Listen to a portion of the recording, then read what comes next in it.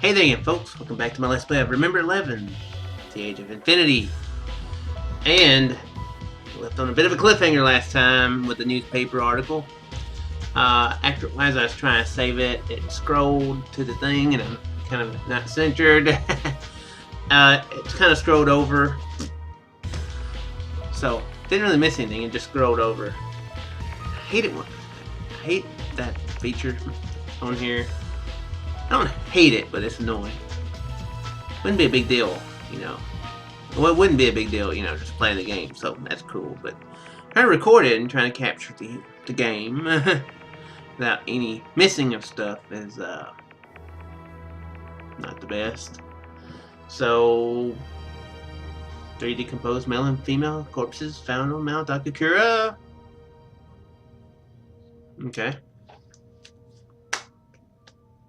Totally decomposed to me. What? Missing passengers from the HAL crash. What the hell? My throat went dry. My heart was pounding like a hammer. It wouldn't calm down. Calm down. Calm down. It's strange. Something was strange. Something was wrong with the newspaper. The date. Yes, it was the date. The day's date is Hesse 23. In words, it should be January 11, 2011. Okay, 2011. I was wondering about that in the last episode. Ironic. Oh yeah, I do remember that now. However, this newspaper's dated July the 4th, 2011. It's impossible. My breathing became pained. Wheezing sounds came from my throat. It was like my body wasn't my own. The hand holding the newspaper was trembling. Even so, I frantically read the article. The Aomori Prefectural Police announced the recent discovery of the remains of the 3 men and women on Aomori's Mount Akakura. For some reason, Aomori is a really hard word for me to say. Believed to be victims of the crash of Flight HAL 18, which claimed 27 lives last January.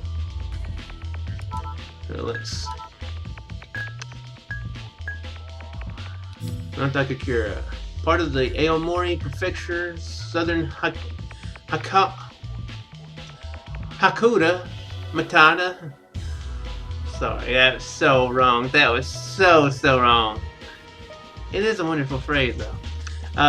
Hakuda mountain range, elevation 1298 meters. It draws a fair number of people during the winter climbing season.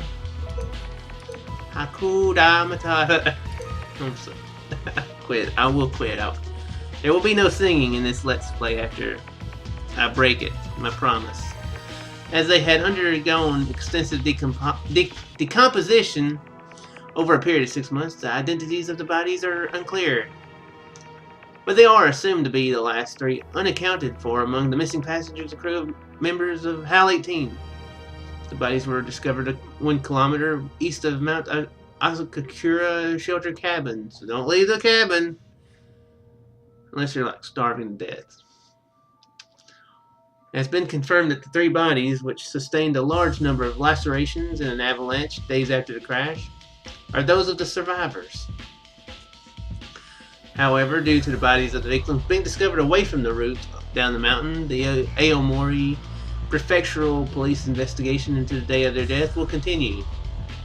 According to the Aomori Weather Observation Department, an avalanche affecting Mount Akakura and its surrounding area occurred on January 17, 2011, around 6:53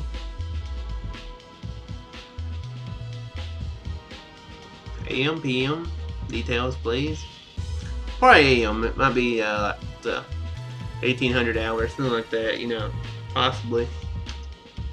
After analyzing the traces left at the Mount Akakura shelter cabin, it was concluded that those who had used it survived for 7 days after the crash. These games last for 7 days. They're like, it's like a it seems like a pattern that they're doing. The horrific crash of Flight 18, with the discovery of the 3 bodies, claimed 30 lives out of the 31 crew members and passengers aboard. Okay, I was about to say that. 31 passengers, 30 deaths. Save was the sole survivor of the crash. Kusada Unikun. What's happening? My voice grows hoarse. My entire body begins to tremble. It's weird, I agree. Very, very true. It is very strange. So I thought this newspaper is weird. This newspaper's weird, man. What? Someone was calling for me. The voice seemed far away. My shoulders trembled. I shook that off, but the trembling ran through my fingertips instead. The identity of the 3 discovered bodies, they are Yomogi Seiji-chan, Mayuzumi Lin-san, Fuyukawa Kokoro-san. Okay, why am I listed last? Shouldn't we be doing this in like alphabetical order where I come first? Also, I'm the youngest, so hey. Everything turns black. From within the core of my brain, my consciousness recedes to somewhere far, far away. A galaxy? Is this a dream? Yes, it's a dream. If it wasn't, we're going to die. I thought that an intense feeling of anger boiled over from within me.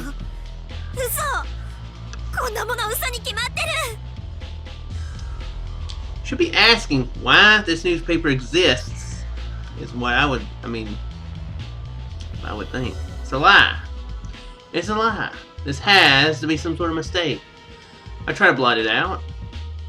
And then I grip the newspaper more tightly. Don't rip it! You need proof.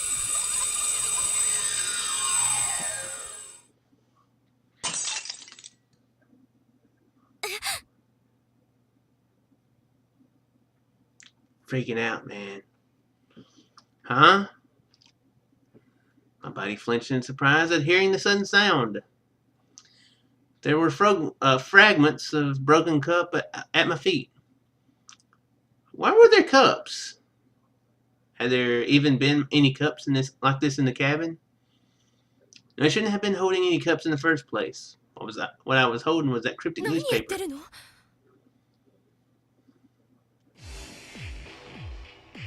Surprised again, I turned my head in the direction of the voice. All of a sudden, I saw the brown-skinned woman who had slapped me in my dream. I was confused. Sorted out. I have it sorted out. The thing inside my head, sort them out. The more I tried, the more of a mess it seemed to become. Calm down, Fuyukawa Kokoro. Then the brown-skinned woman rushed over to me. She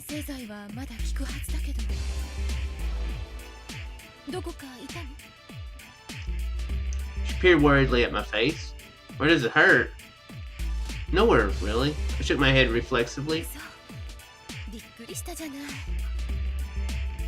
Someone knelt in front of me and started to pick up the fragments of the broken cups. She glanced at me, then looked up at me with a worried expression on her face. Her kind of behavior left me bewildered. It was totally different than before. Question. I asked as I shot away from the woman.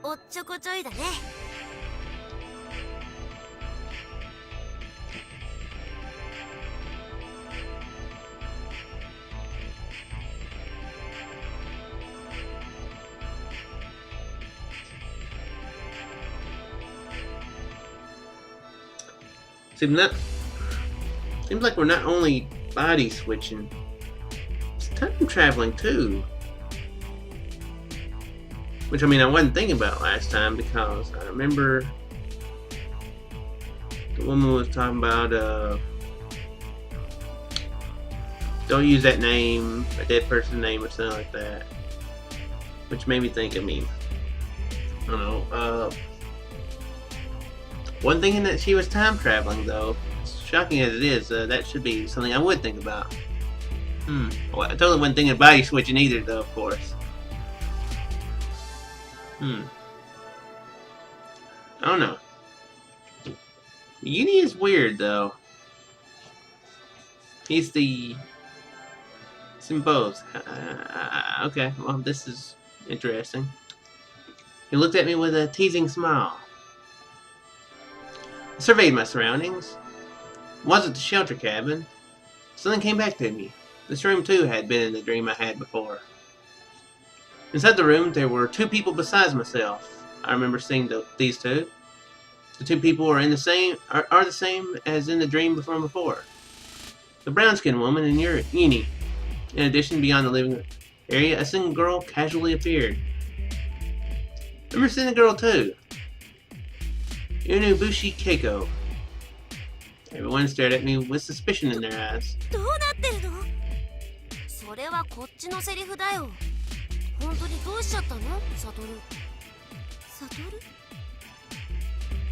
was a name I've heard somewhere before.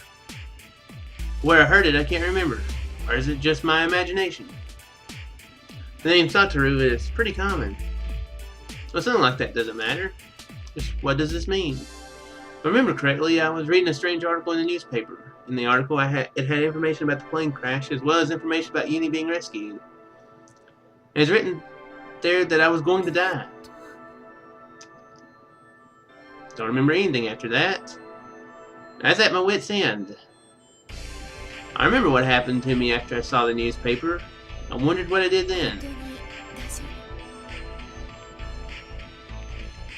The brown-skinned woman softly placed her hand on my shoulder. I shook it off unintentionally. However, I saw the woman's uneasy expression, and what I did became inexcusable.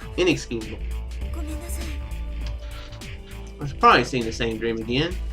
The dream I'd had before I regained consciousness in the shelter cabin. That time I saw my own appearance in the glass. That shouldn't be. Praying that, I ran over to the large window on the south side of the living area.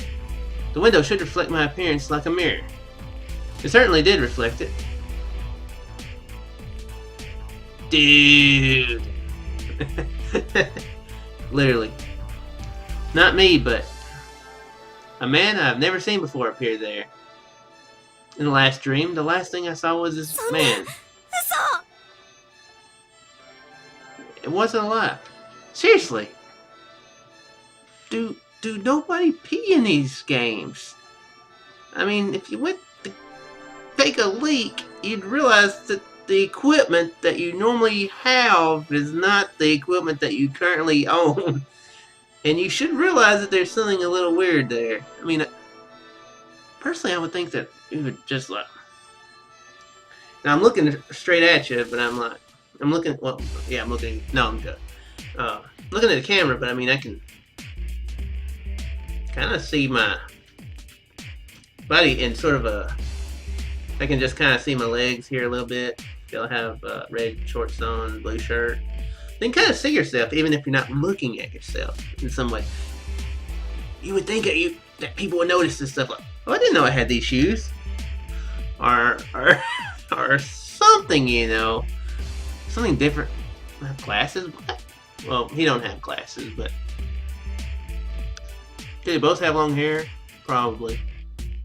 But yeah, if I suddenly had really long hair, I'd be like, what the crap? I know when I don't have a haircut, it bugs the crap out of me. I can imagine having longer hair than that. And if I had short hair, I'd be like, well, there's nothing in the way. Sorry, just my sayings. That it's pretty crazy that they don't figure this stuff out. I mean, pretty normal for people to have like certain types of pain too, you know. Or you know, my ankles kind of pop, you know. So if I suddenly didn't start, you know, if I didn't hear my ankles popping, then I'd be like, that's weird. Although I don't think about it that often though, so it'd be one of those things where if you didn't hear it, you'd think there's something weird though. Although maybe they don't pop, because I don't notice it. Let's just move on. The man reflected in the window made the exact same movements as myself. Shook his head as if to say, no, no, and covered his mouth in shock. I saw myself right away. This is me? That shouldn't be. Something like that can't possibly be.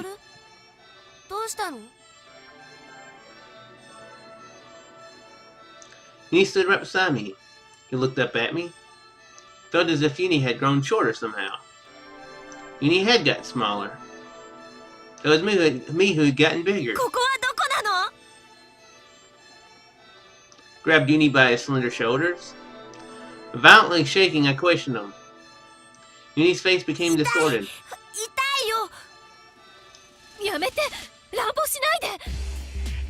You don't know your own strength there, Kokoro. The brown-skinned woman clung to me. Suddenly, tears started flowing from Uni's round eyes. I became panicked and released them. Strange. Don't remember gripping them that tightly.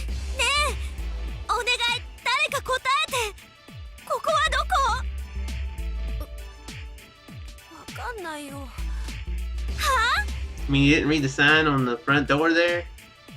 Are you supposed to be a smart kid?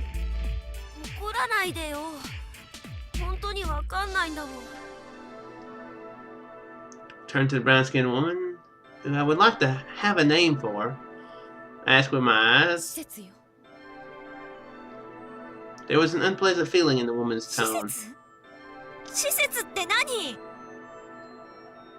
She turned her eyes away from me. The next word out of her mouth was a shocking one.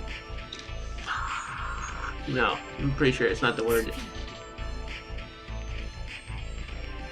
Sophia. What is that?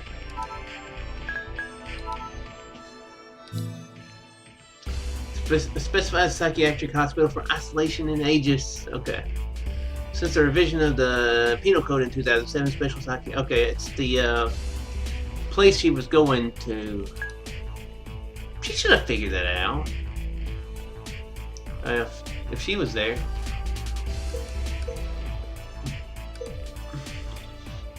Shouldn't have been that shocking to her. Oops.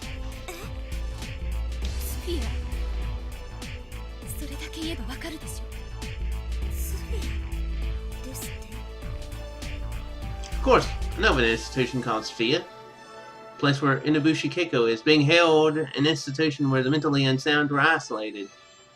A place where I was supposed to go. But yeah, like I said, the girl there was Inabushi Keiko, so. Surprise? If the airplane accident hadn't occurred, I would have arrived at Sophia with no problems. Are you saying this is Sophia? Well, I'm at Sophia.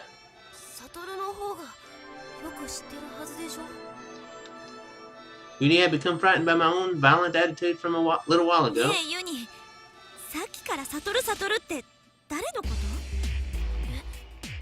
Talking about you, dude.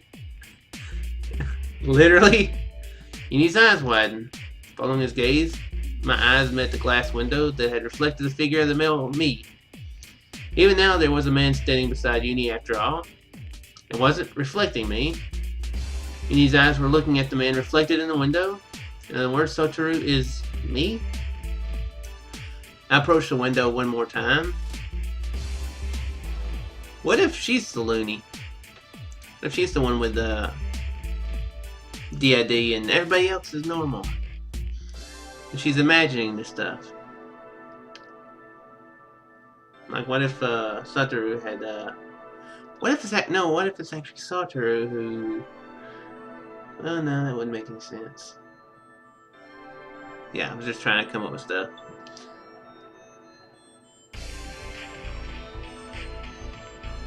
But it would.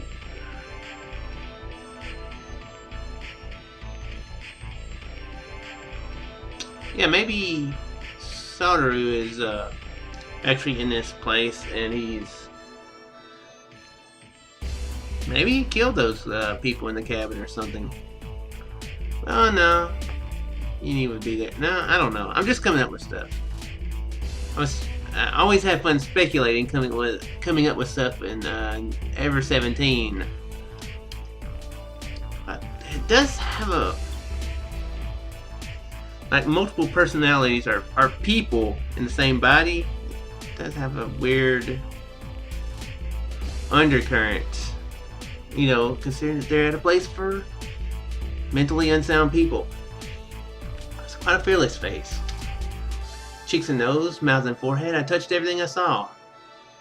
The man reflected in the mirror made the exact same movements. As a test, I stuck out my tongue. The man did the same. Contemptuous laughter resounded in the air for a moment. We had a staring contest. Various facial expressions were made, while the two of them were like, "He's lost it! Quick, call security!"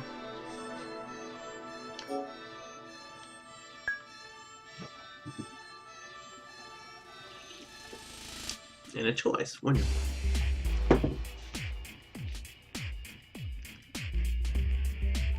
Let's try smiling.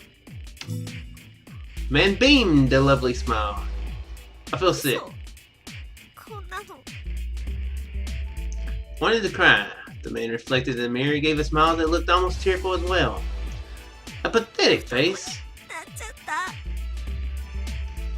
Muttering that, something suddenly hit me.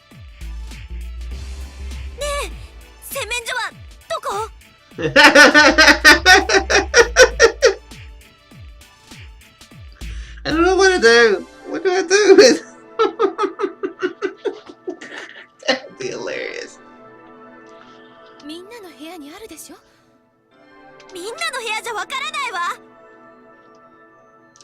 The woman shook her head as though shocked.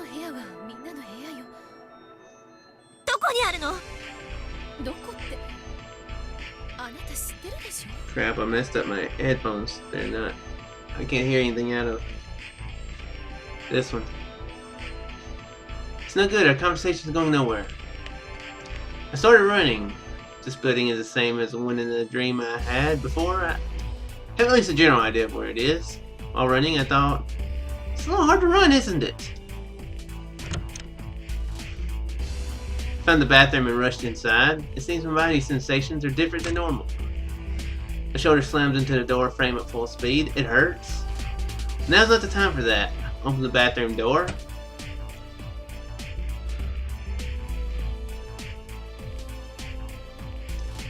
Timidly, I brushed my body over my clothes.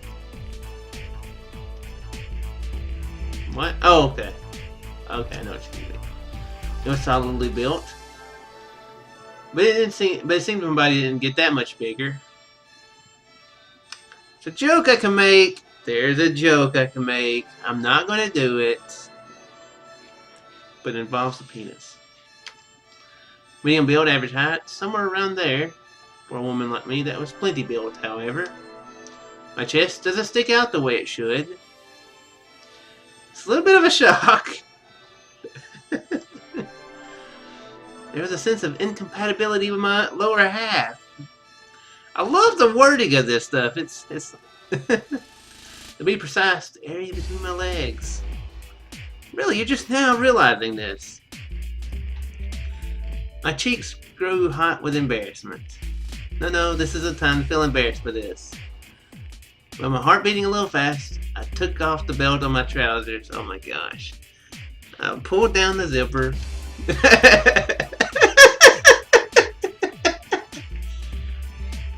I lowered the trousers. This is unpleasant.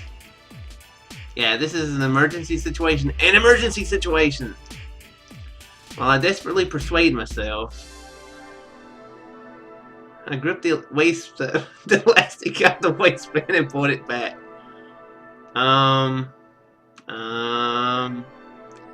Stole a glance downward in the interior of my pants, and then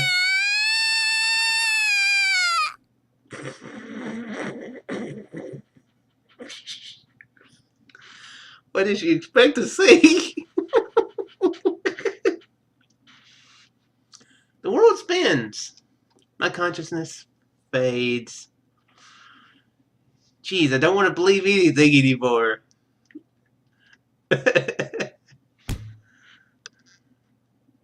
It's funny. That's pretty funny. That was funny. Okay. That was very funny. Okay, well,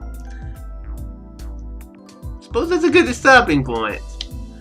I do hope you folks enjoyed this. I'm glad they're making use of this situation to put some good humor into it. It looks like it's going to be a pretty serious story, so I'm glad that they're able to keep the humor there. That's one of the things I enjoyed about the other games. So I'm glad they're able to use the situation to its fullest to add that humor there.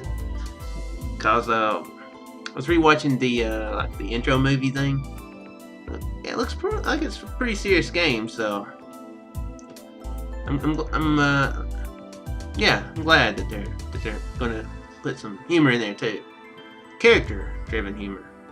So yeah, I do hope you folks enjoyed, and I shall see you in the next one. Farewell there, folks.